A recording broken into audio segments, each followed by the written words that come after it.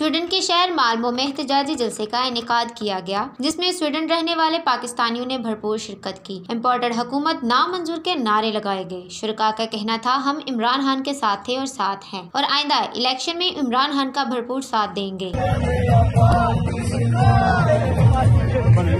नए पाकिस्तान की तामीर के लिए, नए पाकिस्तान के रोशन मुस्तकबिल के लिए, जैसा कि पहले बयान किया जा चुका है कि हमारे साथ नौजवान शामिल हैं। एक नौजवान है बखुदा हुसैन, नए पाकिस्तान के साथ, इमरान के साथ अपने जज्बात के इजहार करने के लिए आपके सामने अजीज हुसैन।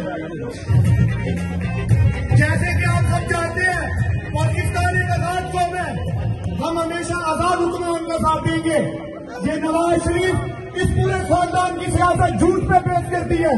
पाकिस्तानी कौम कभी झूठों के साथ नहीं खड़ी होगी। तो पाकिस्तान के लिए इमरान खान का साथ दे, दुनिया को दिखाए कि हम एक आजाद कौम है, आजादी से जीना जानते हैं, अपनी आजादी को लेना जानते हैं।